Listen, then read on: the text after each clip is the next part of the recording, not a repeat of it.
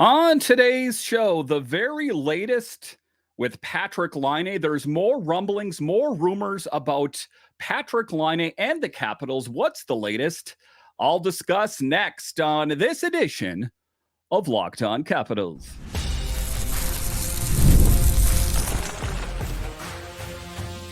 Your Locked On Capitals, your daily podcast on the Washington Capitals. Part of the Locked On Podcast Network. Your team every day. Well, hello and welcome into this edition of Locked On Capitals. I'm so glad you decided to join me today. As always, this podcast is free and available on all the major platforms, including the SiriusXM app and on YouTube. And I want to thank you for making this your first listen each and every day. My name is Dan Holme. I've covered the Capitals for the last 3 seasons for Locked On and various other outlets before that. I'm also the host of the weekly show called The Capitals Minutecast, available wherever you find your podcasts. You can find me on Twitter. It's at DanCaps218. You can find the show on Twitter. It's at Locked On Caps. And the best way that you can help grow the show is to subscribe to Locked On Capitals on YouTube and comment anything down below. Today's episode is brought to you by our friends at Game Time. Download the Game Time app, create an account, and use code LOCKEDONNHL for $20 off your first purchase. Terms apply. So in this edition of Locked On Capitals, we talk about the latest rumblings, the latest rumors surrounding Patrik Laine. There's been a lot of them, as it seems like he doesn't have a future in Columbus. More and more of the insiders, the beat writers, are making connections between the Capitals and Patrik Laine. Is there any truth to any of that? We'll talk about that. A little bit later, we will talk about Pierre-Luc Dubois and where does he fit in the Capitals lineup. Many people already have him sketched in as being the top line center, but what was Spencer Carberry's thoughts? We'll talk about that. And a little bit later, we'll talk about your friend and mine, Evgeny Kuznetsov, as it does appear as though he has found a home in the KHL, but at a much lower rate than what he was getting paid in the NHL. But just to get it going here, talking about Patrik Laine, a dynamic player, a guy that has had glimpses of greatness in his career. And he has had his struggles being in the players' assistance program and that kind of thing. But there's more and more insiders, there's more beat writers talking about the possibility of the Capitals being all in on Patrik Laine. Is there any smoke to that fire? That's the latest. The latest news surrounding Patrik Laine is that he has been given clearance to return to the ice after spending 5 months and 28 days in the NHL's player assistance program. During this period, he received support for mental health and well-being. Laine, who is currently rehabilitating from shoulder surgery, entered the program on January 28th. In a statement posted on social media, Laine expressed the importance of prioritizing his mental health and well-being in order to perform at his best. He acknowledged that taking time to focus on himself was necessary despite hockey being his passion in life. And what's my knee-jerk reaction? What is my initial takeaway on this? Proceed with caution. I know that a lot of Capitals fans are happy about Pierre-Luc Dubois being here. There's a lot of questions that surround him. He had a really off season with the Kings last season. We just got Cozy out of here. Do we want to add 2 big question marks? You take a look at Laine. Could he be a big upgrade? Maybe. We don't know. The thing of it is that has me concerned is just his most recent performance this last season playing with Columbus. I know the shoulder surgery, I know the NHL's player assistance program, yada, yada, yada. What kind of player would the Capitals be getting? I don't really care too much about where he's at, this, that, and the other, about mentally and all that kind of thing. I'm more concerned about what kind of player the Capitals would be getting. Can he be a contributor? Everything else is kind of outside noise for me. I wish him nothing but the best, but I'm more concerned, being especially that I don't really have any fondness or any feelings for Patrik Laine one way or the other, is what kind of player is he going to be for the Capitals? If he's a big contributor, then yes. But of course, we won't know that until he potentially signs here, and that is what has me a bit concerned. Patrik Laine's performance and future during the 23-24 season. Laine only played in 18 games for the Columbus Blue Jackets, registering 9 points, 6 goals, 3 assists. This is a significant contrast to his performance in the previous season, where he accumulated 52 points, 22 goals, 30 assists in 55 games.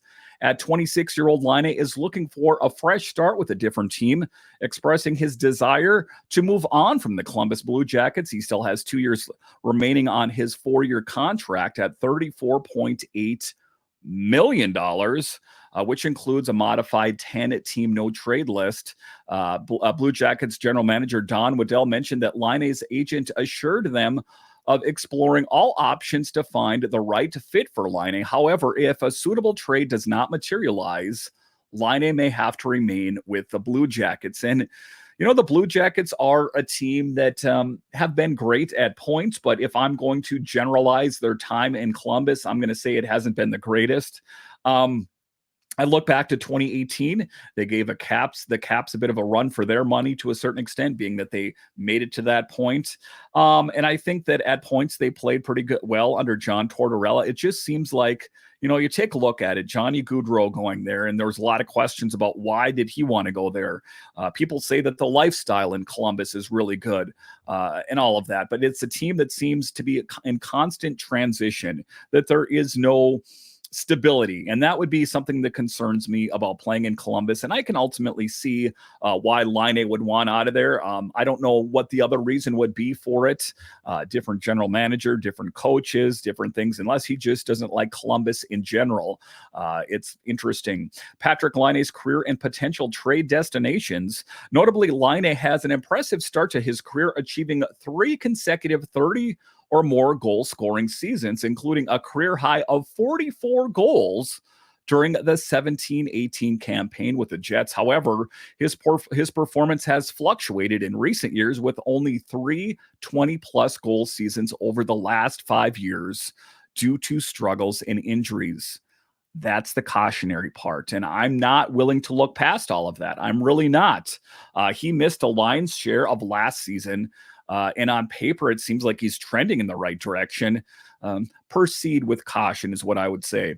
Amidst these developments, there is speculation about the potential trade destination for Laine, with the Washington Capitals being identified as a possible landing spot.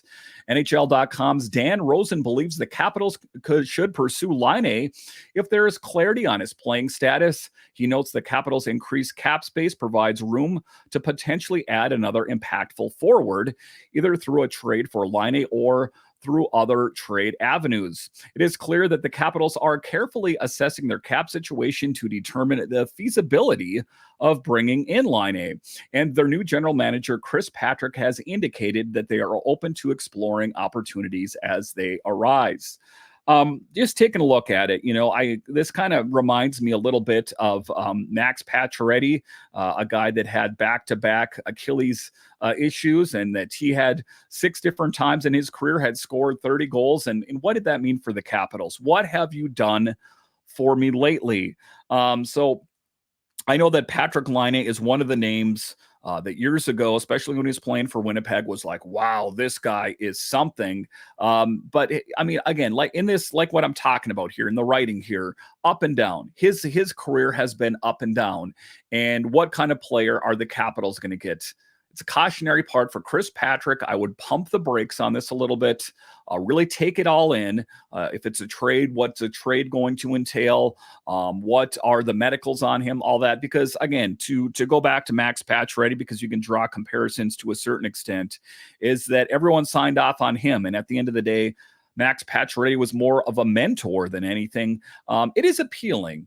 And, you take a look at it. I think the Capitals went out and took a flyer on Pierre-Luc Dubois, hoping that Spencer Carberry can get him back to where he once was.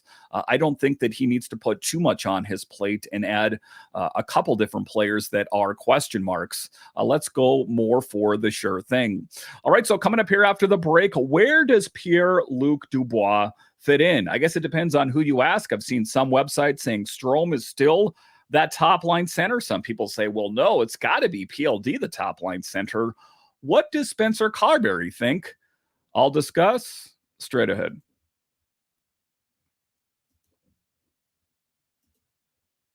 Game Time is an authorized ticket marketplace of Major League Baseball, which makes getting tickets faster and easier.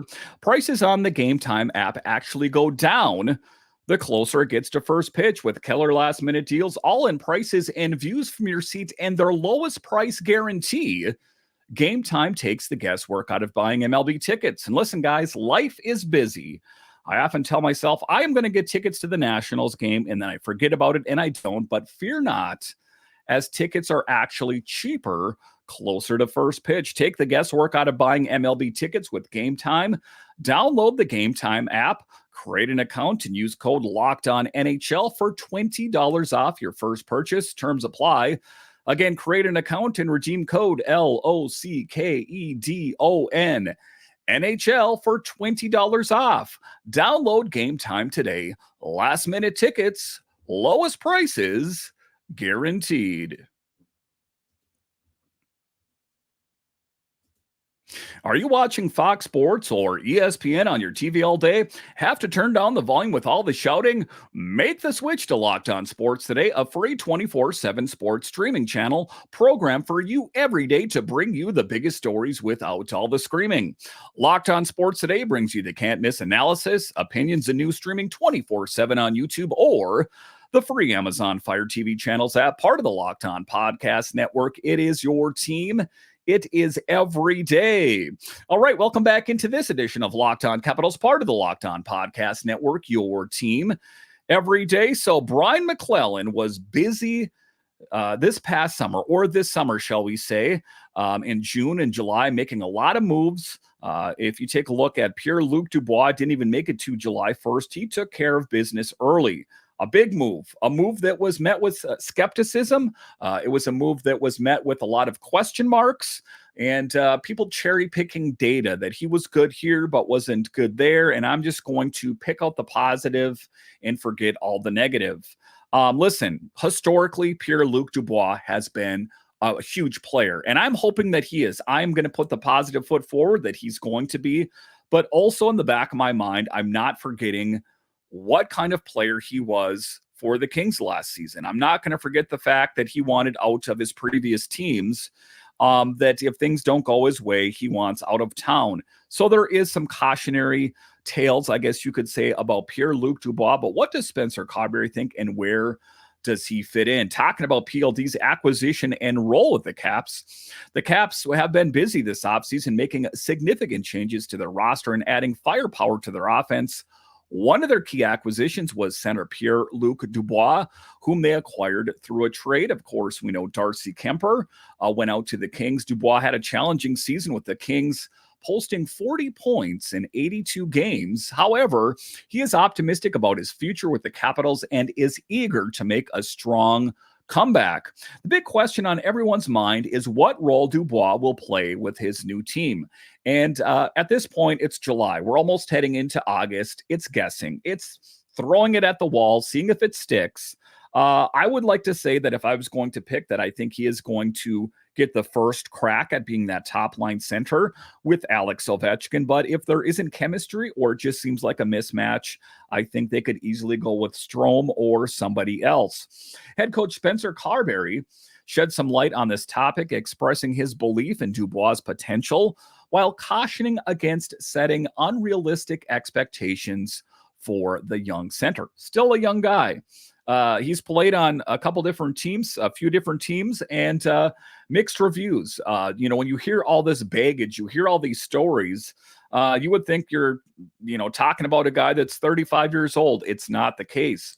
Carberry emphasized that while Dubois possesses exceptional playmaking abilities, he shouldn't be burdened with the sole responsibility of setting up star player Alex Ovechkin, indicating the team has more comprehensive game plan in mind. And he could be the second line center. I mean, I don't think that's something, anything too disparaging. I know that, of course, it's revered if you're playing on the top line that you are the best of the best.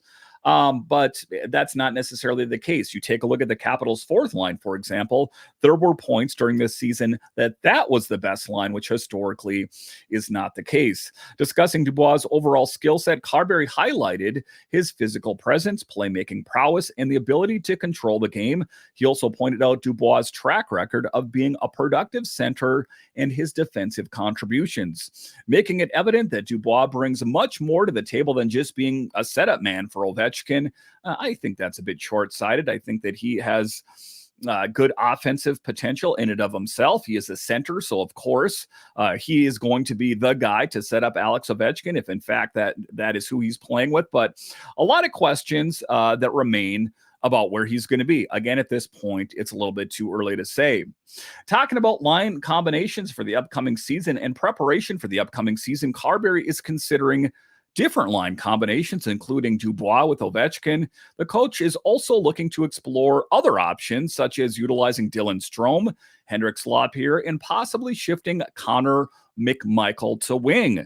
So a lot of things to consider. The preseason will serve as an opportunity for Carberry to experiment with the various line formations and assess player combinations before making final decisions about the team's lineup for the start of the regular season. So a lot of questions out there. He says we'll be exploring a range of options. Carberry said, highlighting the flexibility afforded by the length of training camp to fine-tune the team's strategies and player roles. So, it's fun to talk about. And in my mind, I already kind of have things sketched out, if you can't tell, about who I think is going to be where.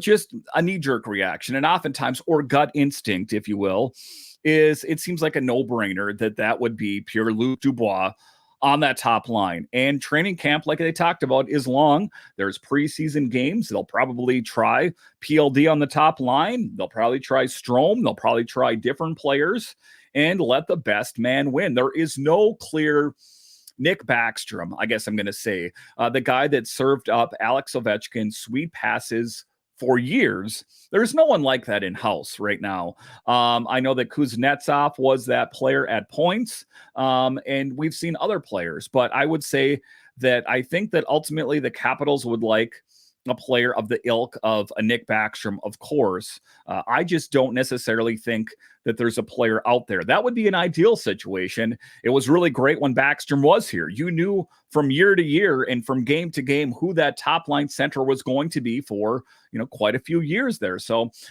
questions that'll need to be answered as training camp is getting closer and closer. We're getting closer to August, and then in September, things will be in motion, and a lot of these questions will be answered.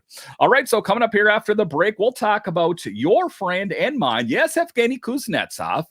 Some people say you're talking about Kuzi. Well, he was a big name on the Capitals, and I think there's still quite a few Capitals fans out there that want to know what's going on with Kuzi and where is he landing and how much of a discount is he going to be taking. I'll discuss straight ahead.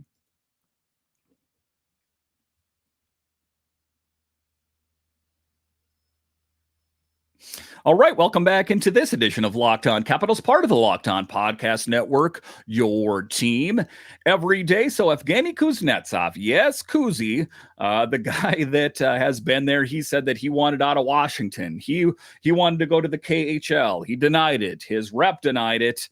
It does appear that we are getting closer to Kuzi finding his forever home, I guess I'm going to say, or at least his new home in the KHL, but he is going to be taking quite a discount to be playing in his motherland. Evgeny Kuznetsov's KHL return. Kuzi is reportedly set to return to the KHL for the upcoming season. According to reports from Russian outlets Championat and Match TV, Kuznetsov intends to sign a 4-year contract with SKA Saint Petersburg. The reported annual salary for Kuzi's contract is 92 million rubles, or the equivalent to approximately $1.1 million. Aligning with his jersey number 92, this represents a substantial decrease from his potential earnings in the NHL, where he was previously slated to receive $8 million for the 24-25 season with the Hurricanes, with the Caps retaining 50% of the cap hit. So, wow, I understand that you weren't maybe happy with playing in the National Hockey League, that you weren't happy with this and that, but to walk away from a lot of money, you must really either be questionable judgment or you really hated playing in the NHL. In any event, he got his wish. He's playing back in the KHL, but at 1.1, he's walking away from $8 million. I'm going to go ahead and say I question his judgment, unless the writing was on the wall that he wasn't going to have a home in the NHL, that, he was going to get waived and just sent away for the purpose of whatever termination. And that would have been it. And his perception was that there was no other NHL team that would be vying for his services. I don't believe that. Despite how, spotty his play has been, he's still a former first-round pick, selected in the first round. So, and I know that, you can't live on former glory and this and that, but there are teams out there that I think would have been willing to take a flyer on him. And the Capitals have done that here and there on players that are quite reclamation projects, I guess I'm going to say. So I wish him nothing but the best. But wow, what a discount. And, you got to think to yourself, did he know it was going to be that big of a discount? And what he actually thinks. So reasons for Kuzi's decision to return to the KHL follows a challenging season in the NHL characterized by personal and professional difficulties. After a trade to the Hurricanes, Kuzi faced on-ice struggles, resulting in diminished performance compared to previous seasons. His return to SKA Saint Petersburg, where he initially signed with the Capitals in 2017, signals the conclusion of his NHL career. Talking about his current status, Kuzi is reportedly in St. Petersburg with his family and is anticipated to finalize the contract by the end of July. So again, the saga of Kuzi continues. And yes, this is the summer, so I can dig into Evgeny Kuznetsov. I know that if I wasn't hosting this show and I was listening to another podcast, I would want to know what's going on with a former Cap that had a huge influence, a big contributor on this team for quite some time. It's just, wow, the discount. That is something that threw me for a loop. And, how many people out there in your 9-to-5 job, you're doing a job that you don't necessarily love doing, but you do it because it pays you well. I did that for 23 years at a job, and some, people would say that is ridiculous, but I have a family and I have to do what I have to do to make a living for my family, my wife and kids. My wife works as well, but you do certain things in life because you have to for financial gain. And, granted, I have never made anywhere near $1 million. And, maybe Kuznetsov is so filthy rich that it doesn't even matter. Maybe his bank account is super fat and he doesn't care about it. And he's just happy to be playing at home. But for me, again, as a guy that worked in a place for many years and wasn't necessarily in love with the job, but it provided for my family, it makes you think. It makes me think anyway that, wow, a questionable decision. And that's the only thing that I can glean from all this is that he just must have so much money that he can walk away from it. But finally, the Evgeny Kuznetsov saga in the NHL is over. I don't really ever see him making a return just based on his age and based on the fact that he's going over there. I guess the only outside possibility is, say, he went over to the KHL, and I'm going to go ahead and say a very remote possibility is that he went over to the KHL and absolutely killed it, lit it up over there, and played so well that his agent's phone was ringing off the hook saying, hey, we want him somewhere in the NHL. But again, that is a bit of a fever dream. I think that at the end of the day, Kuzi, take a look at him. Big for the Capitals, 2018. Not only that, but, the bumpy ride. It's easy in life to kind of gloss over the poor parts and just think about the good parts at times. And in Evgeny Kuznetsov's case, good for portions, but to generalize them, inconsistent, mental problems, personal problems. I wish him nothing but the best, but I'm happy to turn the page of Evgeny Kuznetsov with the Capitals, with the Hurricanes, and the NHL. And best of luck in your future pursuits. Listen, I want to thank you for joining me on this edition of Locked On Capitals. And if you missed the last episode, we are going to be going to 3 shows a week, and it's pretty common. All the other NHL channels as well do that. We will be going back to 5 shows a week in September. I want to say it's September 16th. So still your year-round podcast covering the Washington Capitals, even after many other Capitals podcasts and many other NHL podcasts have decided to hang it up at right after the Stanley Cup or right after the regular season. This is still your go-to podcast for all Capitals news year-round. And I want to thank all of you. The listenership, the viewership is still going really well, and I really have you guys and gals to thank. And let's keep talking Capitals hockey all this summer. Thank you for making Locked On Capitals your first listen of the day. For the second listen, enjoy the Locked On NHL podcast. Locked On NHL provides you with a national perspective, on all things NHL each and every day, with the national experts and local insight on every team in the league. Available on YouTube or wherever you get your podcast, part of the Locked On Podcast Network, your team every day. All right, I want to thank you for joining me on this edition of Locked On Capitals, part of the Locked On Podcast Network, your team every day. My name is Dan Holme, and I'll talk to you again next time.